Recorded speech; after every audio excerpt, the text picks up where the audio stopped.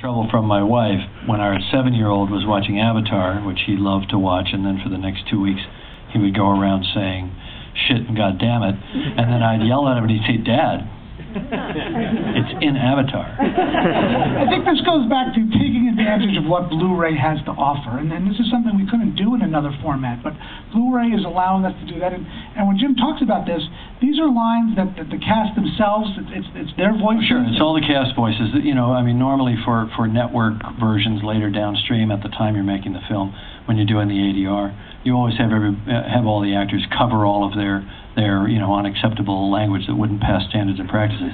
So we thought, well, wait a minute, why not use the fact that you can select different audio tracks in different languages and just select an audio track so that people can sit and watch the film as a family viewing experience? Because I know there are parents of kids maybe 8, 7, 6 years old that would probably feel comfortable having their kids watch the movie, but don't want to have to deal with the language issue, which I don't.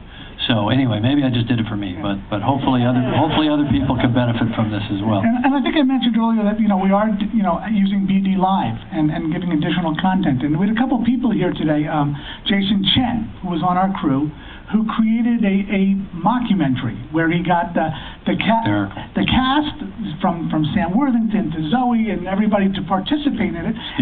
Stephen Lang, and he filmed this, and we're making that available. And Kevin Dorman, who is one of our performers, is really the star. His name is Kevin Dorkman in the piece, but it's actually very droll. It's very, very clever. Yeah, it's great. And the cast obviously had fun with it. They clearly had way too much time on their hands. We obviously were spending a lot of time setting up the new environment or something. So I guess this is a great opportunity to open it up to any questions that people might have. Maybe we could bring all the lights up so we can see people back there. If you have a question, if you could raise your hand, and Kelly will come around for the mic. Why don't they just shut out? We'll die if we wait for the mic. Yeah. All right, why don't you stand up, sir? As amazing as everything has been today, and firstly, thank you for having us all here. I'm sure I can say. Where are we with Avatar 2? I think everyone is dying to know when we can go back to Pandora. Are you invited to tomorrow's press event? Because that's what it's all about. That's cool. It's in progress right now. I mean, there's a lot of writing, a lot of designing, and there's a lot of tech work that we're going to do. What I can tell you is this. Our plan right now is to make 2 and 3 together as a single large production and release them a year apart. In order to do that, we have to refine our technical processes beyond the end of where we were finishing Avatar 1, essentially a year ago.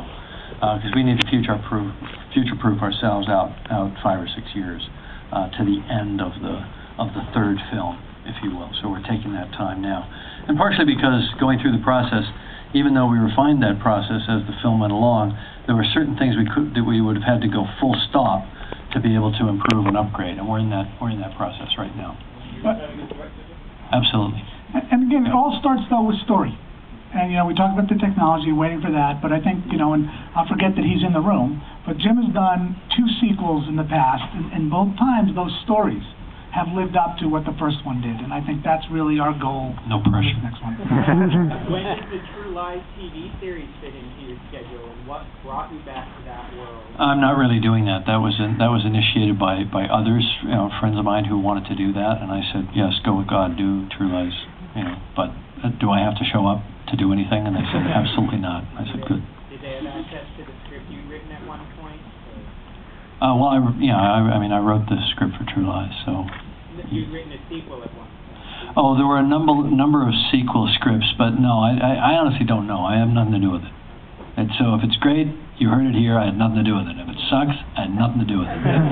Right here. Okay, thank you very much for everything today. And you have the idea of Avatar since 1995.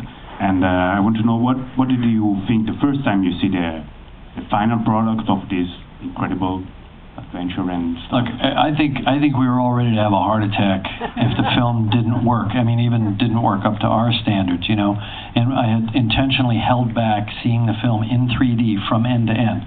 I'd seen every part of it in 3D. I'd seen the film from end to end, but I hadn't had that combined experience. And so I chose to sit and watch it with friends and with cast. Sigourney sat on one side, Zoe and Sam on the other side, and Steven Spielberg and Arnold Schwarzenegger were sitting behind me. So it better fucking well be good. But you know, just sort of feeling the vibe from Sam and Sigourney and Zoe, and knowing that they love the movie, predisposed me to like what I was seeing, and I actually enjoyed the screening, which sounds unfathomable when you've deconstructed it down to every molecule over so much time. But I actually enjoyed it. And at that point, I relaxed because I knew that as long as people enjoyed the movie, we were going to be okay. And it didn't bother me to watch 2 hours and 41 minutes in 3D. It just went by, you know, really fast. And that was 2 weeks before the movie opened. Oh, there was no time to change anything at that point. No, it was done. So there was this great weight lifting, you know, that I didn't have to do anything, and I couldn't anyway, and it was going to be okay. Thank you very much. Kate. Right there. I just picked Kate. Kate's a super fan. You still have the rifle? That's what I want to know. I wish. You gave it back. You put so much into the collector's edition. Is there anything that you feel is still missing?